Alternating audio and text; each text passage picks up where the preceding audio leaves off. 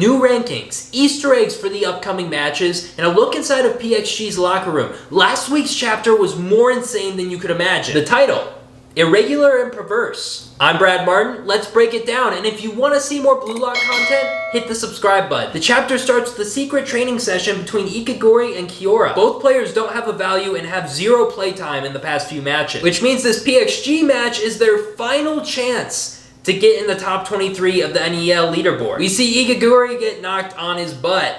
Not too promising. Honestly, I don't think we've seen any impressive feats from Ikigori. I don't know how he's made it this far in Blue Lock, and maybe that's just because I'm a hater, but I don't know how this man's gonna get through this stage of the game. At the very least, we know Kiora's gonna get some playtime because Noel promised him so in the last match. Which, speaking of, he's actually watching in on their practice session. It then switches to the monitoring room where the majority of the rest of the team is looking at the Neo Egoist League auction rankings. And here it is, the top 23. We get to see some interesting switch-arounds here, as well as just knowing the fact that there's only one match left. And in order to be in the U20 Japan team, you have to be in the top 23 players. 35 players had a bid, but we see Hiyori and Raichi from Bastard just grazing the bottom of these rankings, which means they're probably going to have to play pretty well in this last match to secure their spot on the team. We get to see Sendo hype that he's in 13th place right now. He scored a huge goal last match. Nanase, on the other hand, is in 24th place. That man is concerned as heck, because he has to rise at least one spot or he's at threat of just getting kicked out altogether. We also see Raichi's reaction in the spot above in 23rd place.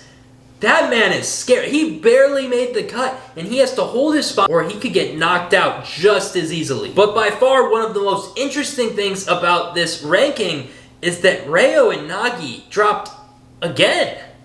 Their values decreasing, and there's like no one else on this list who's just losing value like they are. People keep talking about the downfall of Nagi and how being the lazy genius could eventually knock him out of Blue Lock completely.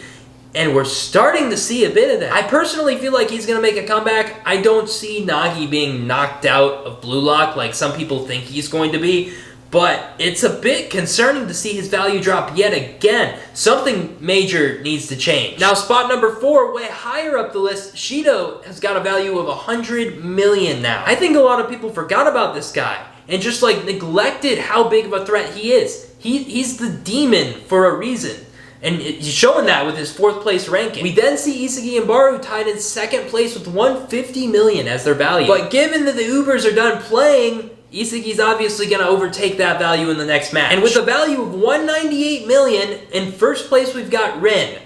No surprises there. Noel then comes into the room to give a little pep talk. He essentially says, keep the same strategy, be calm, rational, and win the game. We then get an interesting switch to PXG's locker room. We learn Loki's method for breaking down their team's players and team's dynamics. Immediately, he's telling them how they can improve for their next match, telling Rin that 3 of the 4 shots that he shot were in the goal and that he needs to shoot more, while also telling Shidou that he shot 12 times but only made 3 goals, so he needs to work on the quality of his shots. He then tells Karasu duels and sprints for Zenitsu. For Tokimitsu, he advised that he worked more with the back line. And finally, we kind of get to learn who Charles is behind the scene because we've seen him play. We know he's an incredible player, but we learn right here that he's a bit of a goofball. Loki shoots a soccer ball straight to him when he's goofing off. But these next few panels are some of the most interesting in the chapter because we learn partially why Loki is here in Blue Lock.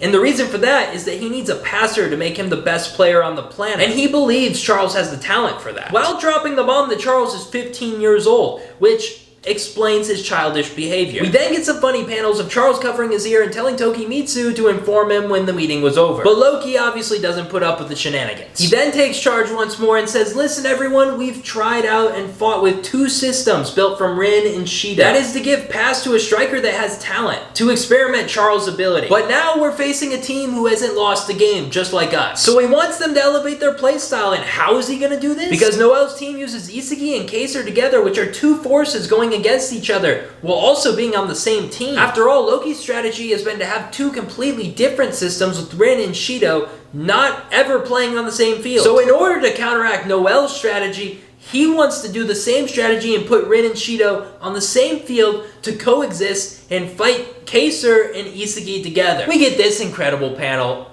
Oh my gosh, it's beautiful. Essentially symbolizing how big of a battle this is going to be between these 4 monsters. And with that, the stage is set for the next match. Who do you think is going to win, PXG or Bastard? Let us know in the comments and hit the subscribe button if you want the updates from next week's chapters.